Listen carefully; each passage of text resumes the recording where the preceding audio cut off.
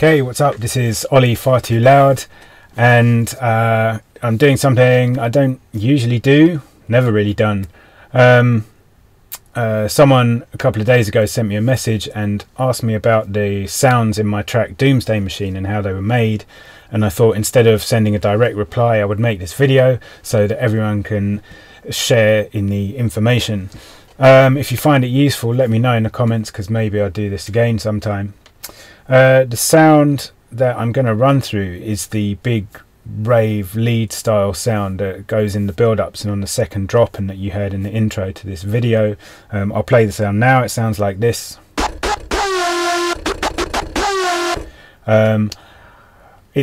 There's a couple of cool things that go on in this sound, so I think it's a good one to do a tutorial on.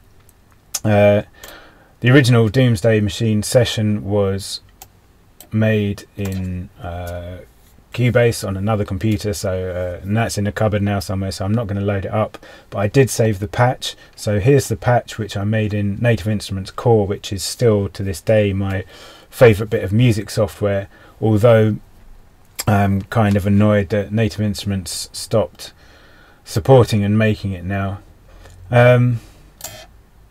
You don't really need to know how to use Core.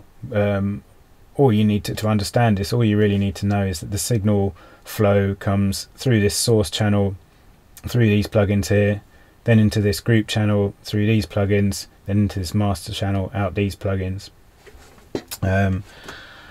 So the basic patch, if I turn off all the processing first, comes from F-Expansion Strobe, and I still love this synth. You know, it's really simple but sounds absolutely fantastic. The basic sound is just kind of a detuned saw wave, which you can do by just turning up the detune and stack knobs in Strobe. I've assigned the mod env to the oscillator pitch to create the pitch bend on the note. But what I've also done is that if you can hear it, the note sounds slightly more gritty towards the end, and I've achieved that by also assigning the mod envelope to the noise level and the level of a sub oscillator that's set 3 octaves down, but the mod env modulates them inversely, such that when I hit the note, the levels of these two oscillators go to 0 and then gradually creep back in as the note goes on. And that sort of, you know, it does it, it coincides with the pitching of the note as well, because it comes from the same envelope, so that's quite nice. Another cool thing on this patch is to give it a sort of nastier attack.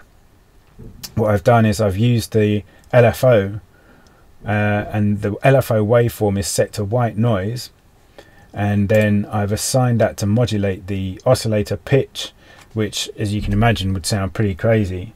But I'm using this ramp here, and the ramp is a sort of envelope, if you like, just not with standard ADSR controls. Instead it's just got a delay and a rise, and all I'm using that to do is to control how the LFO modulates the oscillator, and it just modulates it for a very quick burst at the beginning of the note. So you just got the oscillator frequency going crazy at the start of the note, just for a tiny snippet of sound to create that attack, and then it doesn't do anything after that when you play the note.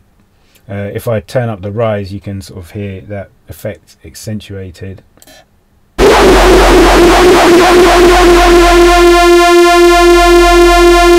So that's essentially what's happening at the start of the note, but just in a very short space of time to give it that attack.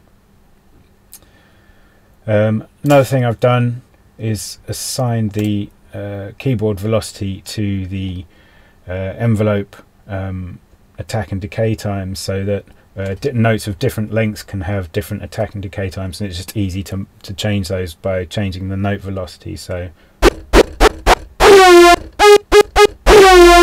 you can hear different velocities bring out more of the tone or more of that attack, because I've also modulated the ramp time as well. So that's the basic patch, which then is processed. I suppose the main sound of the processing comes from 2 instances of isotope trash which are running in parallel, and this is something I do a lot on lead sounds and bass sounds. I use 2 instances of trash in parallel. The first one, if I open it up here, the trash page is the main page where you set the distortion settings, and I've got it in multi-band mode, and for each band I've selected a different wave shaping curve here. These you can just play about with, and the frequency band splitting points, and you know, you can really change the sound of even the most simple sounds like just a saw wave or a square wave or something. You know, this is a really good way to really change the tone of something. Each band, as well as having a wave shaper, also has a filter post wave shape, and I'll often use this filter just to filter out frequencies that aren't really part of that band. So you can see in the low band I've filtered out the high frequencies, and the mid band some low and high frequencies, and that's just to get rid of any sort of artifacts introduced by the wave shaping that would interfere with you know, the signal from the other bands. So it just sort of cleans it up a little. So again, on the high band, so that's something else I'll do in trash a lot. So after all that distortion, there is a low pass filter just to cut off the high end of the sound, and the reason I want to do that is because the other parallel instance of isotope trash is dealing with the top end. So the sound comes in, there's a high pass filter and a bit of EQ, then a bit of wave shaping. I'll normally use one of the curves from this heavy menu to distort the high end of sounds. Again, a bit of filtering here just to cut out the any unwanted artifacts introduced by the wave shaping, and another high pass filter has obviously gone on there just to really adjust the harmonic or the frequencies that I want, and make sure everything else is cut out, and a little bit of compression follows that as well. So if I switch this whole parallel processing chain on and off, you can hear what a difference it makes to the sound.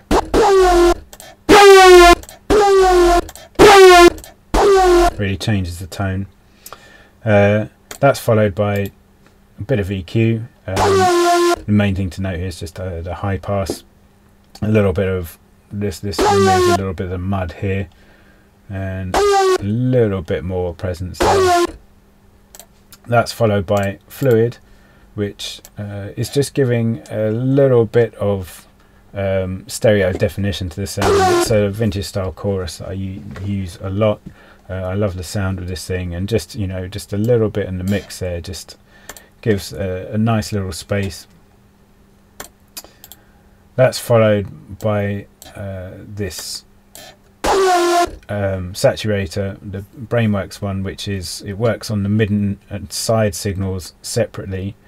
I'm sure if you're not aware about MS processing, I'm sure you can look up a tutorial about that. But essentially what I love to do with this plugin is distort the higher frequencies, or not distort, it's more drive, it's more subtle than that, but drive the higher frequencies of the sideband just to give a bit of increased width perception.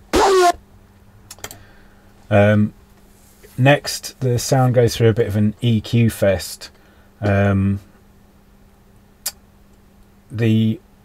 could have just put the plugins, you know, because you can load as many plugins in a row as you want in Core, and I could have done that.